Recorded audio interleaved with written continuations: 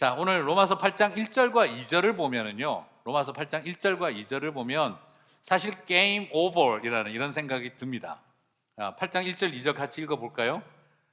그러므로 2조에 그리스도 예수 안에 있는 자에게는 결코 정죄함이 없나니 이는 그리스도 예수 안에 있는 생명의 성령의 법이 죄와 사망의 법에서 너를 해방하였습니다. 자, 이렇게 선언했으면 이제 끝난 거 아닙니까? 생명의 성령의 법이 죄와 사망의 법에서 너를 해방하였다. 할렐루야. 아멘. 끝입니다. 자, 그런데 이렇게 되어지면 이제 인생에 번뇌할 일도, 병 걸릴 일도, 망할 일도, 관계 때문에 힘들어할 일도, 참아야 할 일도 이제는 없어지고 만사형통, 예수 믿으면 행복하고 모든 일이 잘 돼야 되는 것 아닐까 하는 생각을 하게 됩니다. 하지만 여러분, 그렇게 되던가요? 사실은 만만치 않죠. 실제로 우리가 알듯이 해방도 그렇게 쉽게 결론 나지 않습니다. 일본 제국주의로부터 식민지로부터 해방이 되고 나니 여러분, 조국 한반도는 걱정할 것도 없고 아무 문제도 없이 행복하게 잘 살게 되던가요? 일본군이랑 싸우던 사람들이 이제는 서로가 정적이 되어서 같은 편끼리 싸우고, 그리고 아예 남과 북으로 갈라져서 전쟁을 벌이는 일까지 기다리고 있었습니다. 여러분, 결혼하고 나면 이제 나는 내 인생 완전히 사랑을 완성하고 행복하게 살겠죠? 네. 결혼하면서 나는 엄마 아빠 같이 안 산다 했지만 엄마 아빠가 존경스러워지기 시작을 하죠. 그러면서 우리 안에 그렇게 사랑하기로 결심했지만 만만치 않다는 것을 발견하게 되어집니다. 사랑이 완성된 게 아니라 시작이구나 하는 걸 알게 되죠. 독립하고 나면 내가 하고 싶은 일 하면서 가치 있는 인생 마음껏 살아갈 것처럼 젊은 사람들도 생각하지만 과연 세상이 호락호락 하던가 하는 것입니다. 예수를 믿음으로 영적 방황이 끝나는 것은 맞지만, 그러나 예수를 믿었다고 해서 일상의 치열함이 사라진다라는 말은 결코 아닙니다. 다 끝난 것처럼 여겨지는데 여전히 우리의 삶에는 방황과 그리고 시련이 기다리고 있더라 하는 것이죠. 네. 그래서 바울은 1절과 2절에서 해방하였느니라 라고 선언하고 난 다음에도 그도 여전히 탄식의 이야기를 합니다. 로마서 8장 23절입니다. 그뿐 아니라 또한 우리 곧 성령의 처음 익은 열매를 받은 우리까지도 속으로 단식하여 양자될 것 곧 우리 몸의 속량을 기다리느니라. 아니, 다 끝났는데 뭘 또 속으로 단식할 일이 있단 말인가. 그리고 로마서 8장 25절에 보게 되면 만일 우리가 보지 못하는 것을 바라면 참음으로 기다릴지니라. 아니, 단식하고 기다리고 참으면서 기다리는, 해방되어졌고 모든 것이 자유했다라고 하는데 왜 단식하고 기다리고 참으면서 기다려야 하는가? 그래서 이걸 우리가 잘 모르면 헷갈리는 거죠. 괜히 기독교를 선택하고 예수를 믿으면 단식할 일도 기다릴 일도 그리고 또 그냥 참아야 할 일도 없어지지 않을까 싶은데 여전히 그 일들이 있더라는 겁니다. 그러니까 사람들이 헷갈리는 거예요. 괜히 교회 다니고 있나? 교회 다녀봐야 뭐 다를 바가 뭐가 있지? 그냥 잘 사는 사람은 계속 잘 살고 못 사는 사람은 계속 못 살고 힘든 사람은 계속 힘들고 병 걸린 사람은 계속 병 걸리고 계속 힘들게 어렵게 사는 건 똑같은데 이게 뭐가 다른가? 근데 여러분, 여기서 우리가 다시 한번 정리해야 되는 건 기독교 신앙은 고통을 피하는 길을 열어주는 종교가 아니라 기독교 신앙은 고통을 감당하고 이기게 하는 신앙이라는 것을 우리가 기억해야 된다는 거죠. 예전에 교회 나온 지 한 6개월 된 다음에 아들을 사고로 잃은 분이 계셨어요. 제가 그분하고 만나서 대화를 나누는데 당연히 굉장히 마음에 부담이 많았습니다. 괜히 종교를 종교를 바꿔서 안 좋은 일이 생겼나? 기독교 믿어봐야 소용없네? 당연히 그런 생각을 하게 될 텐데, 더더구나 신앙을 처음 가지신 분이라면 그런 마음 당연히 가지실 텐데, 그래서 그분을 만나러 갔는데 새가족이던 그분이 그렇게 이야기를 하시는 거예요. 목사님, 제가 예수님을 몰랐더라면 이 힘들고 어려운 시간을 어떻게 견딜 수 있었을까요? 라고 이야기를 하는 거예요. 너무 놀라서 되려 제가 거꾸로 괜찮으십니까? 원망도 생기실 텐데요. 되물을 수밖에 없었죠. 그때 그분이 그런 이야기를 하셨어요. 사람이니까 당연히 그런 생각도 들었습니다. 하지만 내가 예수님을 몰랐더라면 이 힘든 시기 더 견디지 못했을 것 같습니다. 예수님 알고 믿었기에 이 순간들을 이겨나갈 힘을 얻는 것 같습니다. 라고 이야기를 하셨어요. 사실 그렇죠. 물론 그런 생각할 수 있어요. 뭐 신앙이라는 게 별거냐? 문제는 해결 못하면서 좋은 쪽으로 생각하는 거겠지 라고 그렇게 비판적으로 보는 분들도 있겠습니다. 그러나 저도 그렇게 생각해요. 신앙은 바로 뭐냐? 다르게 해석할 수 있는 능력이다 라는 겁니다. 다르게 해석할 수 있는 눈을 갖게 되는 것, 그게 신앙이 주는 힘이고 은혜라고 생각을 합니다. 달라진 게 없는데 굳이 예수 믿을 필요가 있을까요? 어떻게 소망이 있다고 말할 수 있을까요? 사람들은 질문하는 자리에 있지만 이 땅에 오신 예수님은, 성령님은 그냥 만사형통 하는 일마다 다 잘되게 하기 위한 도깨비 방망이로 오신 게 아니라 인생이 가장 서럽고 분노하고 서글픈 자리 이기고 견디고 승리케 하는 능력과 힘을 주신다는 거죠. 혼자 내버려 두면 못 견딥니다. 하지만 하나님이 함께 하신다는 것이 외로운 싸움이 아니라는 것이 우리들에게는 소망이다라는 것이죠. 그것을 로마서에서 바울은 어떻게 고백합니까? 8장 26절 같이 읽겠습니다. 이와 같이 성령도 우리의 연약함을 도우시나니 우리는 마땅히 기도할 바를 알지 못하나 오직 성령이 말할 수 없는 탄식으로 우리를 위하여 친히 간구하시느니라. 그렇죠. 우리 상황 가운데 이럴 때가 있어요. 예수님 믿었는데 마땅히 빌 바를, 기도할 바를 모를 만한 일들이 생깁니다. 우리도 겪으면서 부딪힙니다. 하나님, 용서할 수 있게 해주십시오 라고 기도해야 할까? 원수를 갚아달라고 기도해야 되는 걸까? 하나님, 어떤 것도 내가 용납할 수 있는 마음을 갖게 해주세요 라고 기도할까? 하나님의 정의를 나타내어 원수를 갚아달라고 해야 할까? 참고 가겠습니다 하나님 해야 할까? 아니면 이젠 그만두고 좀 쉴 수 있게 해주세요 라고 기도해야 할까? 그냥 너무너무 힘들 때가 있겠습니다. 이 인간하고 살아야 할까? 아니면 그만둬야 할까? 주님 답을 가르쳐 주세요. 우리는 그러고 싶을 때가 있습니다. 어떻게 기도해야 될지 빌 바를 알 수 없는 상황 말이죠. 마땅히 기도할 바를 알지 못할 때 우리의 삶 가운데 있습니다. 저도 목사로서 그렇게 하나님에게 원망이 될 때가 있습니다.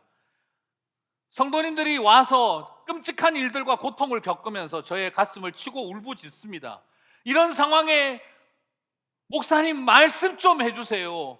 왜 이런 일이 일어난 겁니까? 하나님은 어디 계신 겁니까? 하나님의 뜻이 도대체 뭡니까? 목사님 말씀 좀 해주세요 하는 그런 자리에서 제가 하나님 앞에 원망하게 됩니다. 말씀이신 예수님, 전 도저히 할 말이 없는데 한 말씀 한번 해보세요.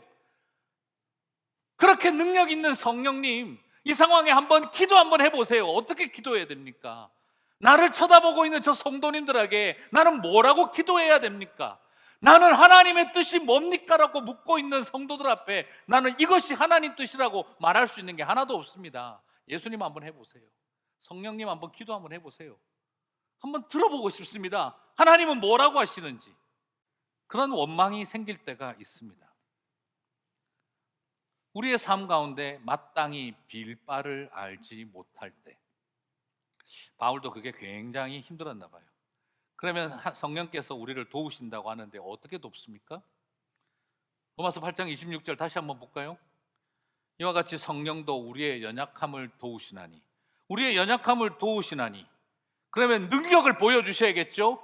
마땅히 기도할 바를 알지 못하나 오직 성령께서 이렇게 기도하시더라, 이렇게 말씀하시더라, 이렇게 나와야 될 텐데, 연약함을 도와주신다고 하시는 성령님이 하는 일이 무엇입니까? 말할 수 없는 탄식으로 우리를 위하여 친히 간구하시느니라. 여기서 말할 수 없는 탄식이라는 말은 무슨 말입니까? 말로 표현이 안 되는 탄식과 신음소리를 말합니다. 무슨 말입니까? 세상의 모든 언어로 방언을 터뜨리게 하시는 성령 하나님이 우리가 연약하고 고통스러울 때 옆에서 어떻게 도우시냐 그러면 한 말씀도 하지 않고 옆에서 같이 탄식하신다는 것입니다. 세상의 모든 언어로 방언 기도를 시키실 수 있는 하나님이 단 하나의 언어를 사용하지 않은 채 그녀 옆에서 같이 탄식하신다는 겁니다. 이게 하나님 도우시는 겁니까? 이게 하나님이 우리를 도와주시고 능력 주시고 해결하시는 겁니까? 라는 생각이 드는데, 하나님 하시는 일은 그 옆에서 비탄한 신음소리를 같이 내주신다는 거죠.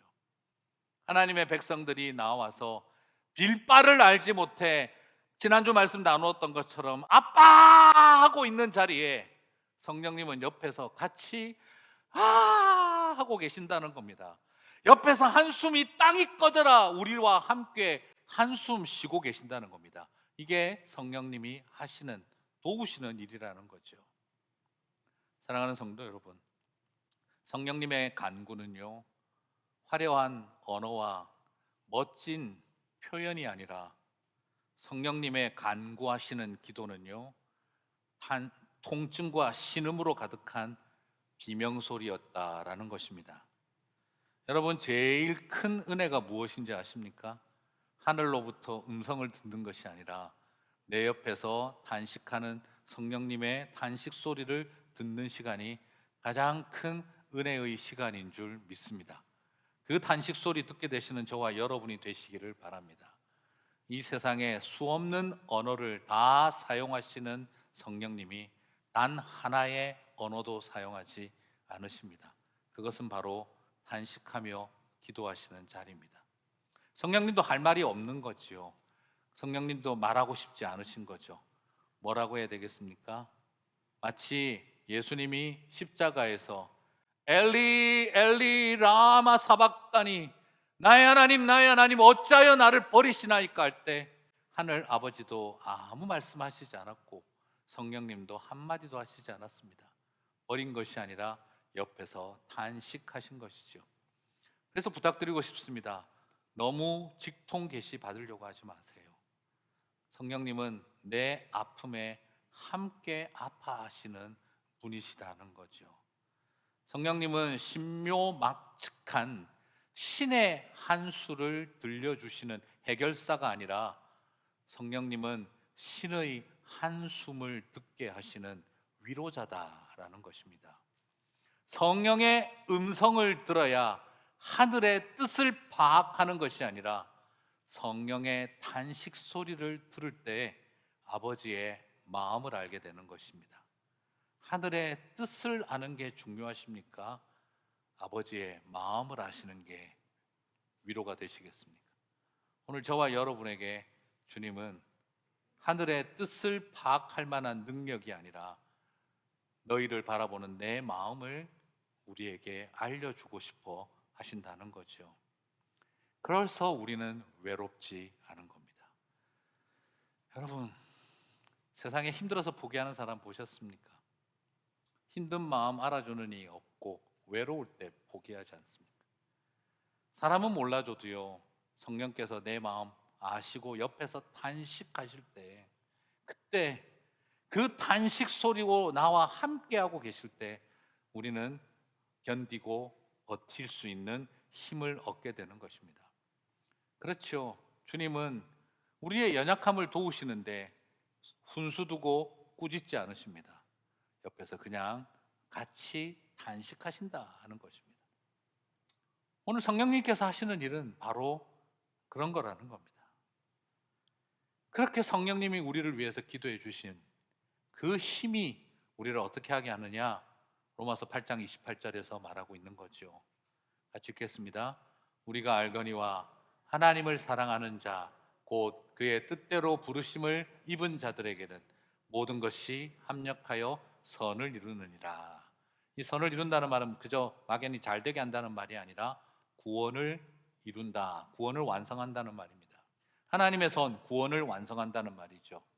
성령께서 함께 하시고 우리와 옆에서 탄식하며 친히 간구해 주시는 그 힘으로 인해서 우리가 죽을 줄 알았는데 산다 이 말입니다. 악인 줄 알았는데 선이라는 겁니다. 걸림돌인 줄 알았는데 디딤돌이 되게 한다는 것이죠. 이 모든 것이 나를 죽일 것 같으나 반드시 나를 살린다라는 것입니다. 이 모든 것이 지금은 악으로 보이나 궁극적으로는 선이 되게 하신다라는 겁니다. 이것을 주님이 약속하고 계십니다. 이 소망을 버리지 않고 포기하지 않는 저와 여러분 되시기를 주님의 이름으로 축복합니다. 어미가 버린 자식이었던, 친구들에게 왕따 당하며 살아왔던 삶이든, 배우자의 폭력과 그리고 무시와 배신으로 정말 죽을 것 같은 삶을 살아왔든, 자식에게 버림받은 마음과 상처로 다 포기하고 싶었던 일이든, 그 어떤 자리에서도 꼭 기억하십시오. 이 모든 것이 지금은 나를 죽일 것처럼 하나 반드시 주님이 살게 하신다는 것입니다. 이것이 우리에게 주어져 있는 한없는 위로입니다. 이게 왜 가능합니까? 주님이 우리를 위해 존재하기 때문입니다. 로마서 8장 31절 32절을 보면 이렇게 말씀하십니다. 그런즉 이 일에 대해서 우리가 무슨 말하리요? 만일 하나님이 우리를 위하시면 누가 우리를 대적하리요? 자기 아들을 아끼지 아니하시고 우리 모든 사람을 위하여, 우리를 위하여 내주시니가 어찌 그 아들과 함께 모든 것을 우리에게 주시지 아니하겠느냐. 오늘 여기에서 제일 중요한 31절과 32절의 키포인트는 우리를 위하시는 하나님이라는 거예요. 만일 하나님이 우리를 위하시면 감히 누가, 그리고 32절은 우리 모든 사람을 위하여 내주시니가, 아들을 내어주시니가 다른 모든 것을 주지 않겠느냐. 지금 여기에서 중요한 포인트가 뭐죠? 하나님은 우리를 위해 존재하신다는 거예요. 여러분, 이것은 굉장히 파격적인 이야기입니다. 세상의 모든 신들은요, 자신을 위해 인간을 만들었을 뿐입니다. 인간을 위해 존재하는 신이 아닙니다. 신을 위해 인간이 존재하게 만들었죠. 신을 위해 인간을 노예로 만들었죠. 그런데 하나님은 분명히 다르게 말하고 있습니다. 온 세상을 너를 위해 만들었다. 그리고 바울은 너무너무 격정이 끌어올라 하나님이 우리를 위하신다면 감히 누가 대적하겠느냐. 하나님이 당신의 아들을 우리를 위하여 주셨다면 다른 모든 것도 주시지 않겠느냐. 하나님은 어떤 분이십니까? 우리를 위한 분이다. 사랑하는 성도 여러분, 여기서 우리가 발견하는 것이 무엇입니까? 하나님은 저와 여러분을 위해 오셨다는 거예요. 그런데 더 놀라운 것은 뭐죠? 하나님은 왜 존재하시는가? 우리를 위해 라고 대답을 했는데 이제 하나가 더 있습니다. 하나님은 왜 존재를 포기하셨는가? 우리를 위해입니다. 하나님은 왜 이 땅에 예수님을 태어나게 하셨는가? 우리를 위해. 하나님은 왜 당신의 아들을 죽게 하셨는가? 우리를 위해. 이 땅에 존재하신 이유도 우리를 위해서요. 당신의 존재를 포기한 이유도 우리를 위해서라는 것입니다. 이 역설을 바울은 지금 감격스러워서 던지고 있는 거예요. 당연히 알죠. 자기도 하나님의 영광을 위하여 우리는 지음받았다. 그거 모르는 사람 누가 있겠습니까? 그것은 분명히 구약에서 예언하고 말씀하고 있는 내용이죠. 하나님의 영광을 위하여 우리는 이 땅에 지음받은 존재다. 그런데 바울은 지금 역설적으로 말하고 있는 거예요. 뭐라고 말하고 있습니까? 우리를 위해 존재하고 우리를 위해 존재를 포기하셨다. 하나님이. 누가 감히 우리를 대적하겠느냐. 이것을 깨달은 바울이 뭘 고백합니까? 사나 죽으나 주를 위하여서라고 바울이 고백하게 된 겁니다. 여러분, 바울이 탁월한 성경학자로 그가 헌신된 사도와 제자이기 때문에 사나 죽으나 주를 위해 삶을 드립니다. 이것이 무슨 헌신자의 아름다운 헌신의 모습이라고만 보지 마세요. 그가 왜 그 고백을 하게 됐습니까? 존재하나 존재를 포기하나, 태어나나 죽으나, 사나 죽으나 너희를 위해 내가 있다 하는 것을 안 바울이 그 은혜에 감격하여 대답한 겁니다. 사나 죽으나 주를 위해서입니다. 사랑하는 성도 여러분, 사나 죽으나 주를 위해 살겠습니다. 굉장히 헌신된 그리스도인의 모습이 아니라 사나 죽으나 너희를 위해서다 하시는 하나님을 만나면 그렇게 살게 되는 겁니다. 우리가 사나 죽으나 주를 위해 살지 못하는 이유는 사나 죽으나 우리를 위해 이 땅에 오신 하나님을 모르기 때문에 그렇게 되는 것입니다. 사랑하는 성도 여러분, 그걸 알고 나니까 바울이 어떻게 되지요? 로마서 8장 36절 37절에서 말합니다. 기록된 바 우리가 종일 주를 위하여 죽임을 당하게 되며, 저는 이 표현 보고 끔찍했습니다. 도살당할 양같이 여김을 받았나이다 함과 같으리라. 그리고 그러나 이 모든 일에 우리를 사랑하시는 이로 말미암아 우리가 넉넉히 이기느니라. 무슨 말입니까? 하루 종일 피 흘리고 죽는 일이 있다 할지라도, 도살할 양처럼 된다 할지라도 넉넉히 이깁니다 라고 고백했던 것입니다. 사랑하는 성도 여러분, 나를 위해 존재하고 존재를 포기하는 주님을 알고 나니 주를 위해 존재하고 포기할 수 있는 내가 될 수 있다는 것이지요. 골고다 언덕길을 걸어가시고 십자가의 길을 가신 예수님을 알고 나니 종일토록 사나 죽으나 주를 위하여라는 노래를 부를 수 있는 자신의 자리에 오게 되었다는 것입니다. 여러분, 내가 결단한다고 가는 길이 아닙니다. 은혜를 알고 사랑을 알고 나면 반응하게 되어지는 찬양인 것입니다. 사나 죽으나 주를 위해, 그것은 바로 우리는 이 땅을 살아가며 죽느냐 사느냐 그것이 문제로다. To be or not to be, 그걸 말하고 있지만 우리 여기에서 믿음의 백성들은 사나 죽으나 주를 위하여 우리의 삶을 드립니다 라는 고백 앞에 서게 만든다는 것입니다. 사랑하는 성도 여러분, 이것이 우리에게 주어진 축복인 줄 믿습니다. 신을 위해 백성을 희생시키는 종교는 많습니다. 하지만 백성을 위해 신이 희생하는 종교는 유일합니다. 하나님은 우리에게 영적인 가미가제를 요구하는 것이 아닙니다. 우리를 위해 희생제물이 되신 분입니다. 우리를 위해 온 세상을 만들고 우리를 위해 존재하시고 우리를 위해 마국간에 태어나고 우리를 위해 십자가에서 죽으셨던 것입니다. 그래서 바울이 말하는 겁니다. 이로 말미암아 우리가 넉넉히 이기느니라. 사랑하는 성도 여러분, 승리하시게 되기를 주님의 이름으로 축복합니다. 마음에 가장 큰 뜨거운 감격은 합력하여 선을 이루신 하나님이 우리를 넉넉히 이기게 하신다는 겁니다. 이번에 저는 우리 볼카페 만들고 나서 그런 생각 참 많이 했습니다. 사실 지난 9월 11일에 저는 참 만들어 보고 싶었는데, 왜냐하면 그때가 7주년이었기 때문입니다. 7년 전 헌준이, 그 폴이 우리 교회에 왔었을 때 그때 그 어머니하고 아버지하고 이야기 나눴던 게 있습니다. 그분들이 고민하셨던 게 뭐냐면, 목사님, 교회 출석해야 됩니까? 이렇게 물어보셨어요. 아니, 괜찮습니다. 왜 그러시나요?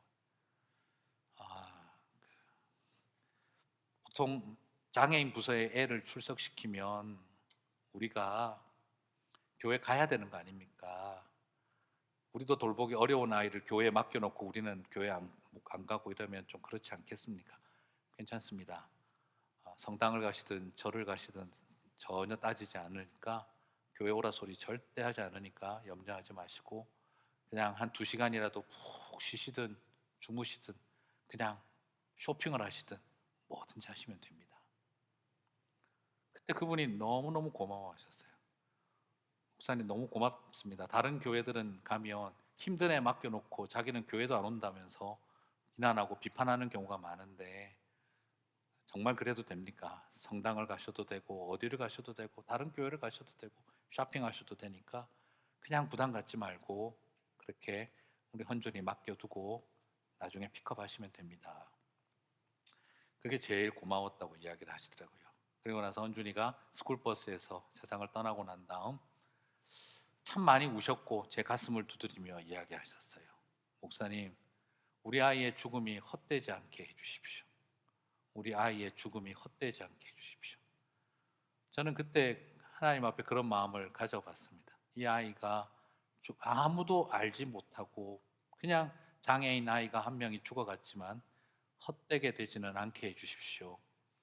많은 분들이 와서 목사님 그런 이야기 합니다. 저 폴스 카페, 와, 어떻게 저런 걸 기획하고 비전을 이루셨네요. 저는 그런 이야기 하면은요, 저는 그런 이야기 하고 싶지 않습니다. 저는 그때 그러고 난 다음 하나님 주셨던 마음대로, 그리고 그 부모님이 우리 교회에 그 감사의 마음으로 10만 불을 도네이션을 하고 가신 다음에 저는 그거 붙들고 고민을 했습니다. 하나님, 헌준이 핏값입니다. 헌준이 핏값입니다. 이거 그냥 못 씁니다. 뭐라도 아이들에게 장애인 친구들이 스스로 일할 수 있는 공간 만들어주고 싶으니 이 일을 좀 도와주십시오. 그리고 나서 이 모든 것들을 진행을 하고 난 다음 저는 그 생각을 합니다. 합력하여 선을 이루신 하나님, 죽음도 어떤 것도 막을 수 없는 변화시켜 놓으시는 하나님의 은혜가 여기에 있는 거구나. 비전을 있어서 꿈을 이루어내고 소망을 이루어내는 것이 아니라 그 수없는 절망과 고통을 통해 결국 하나님은 넉넉히 이기게 하시는 거구나 하는 것을 많이 느낄 수 있었습니다. 사랑하는 성도 여러분, 우리 그 마음 가졌으면 좋겠습니다. 어떤 것도 하나님의 사랑에서 끊어낼 수 없습니다. 우리가 하나님 사랑만 붙들고 있으면 기필코 넉넉히 이기게 하실 줄 믿습니다.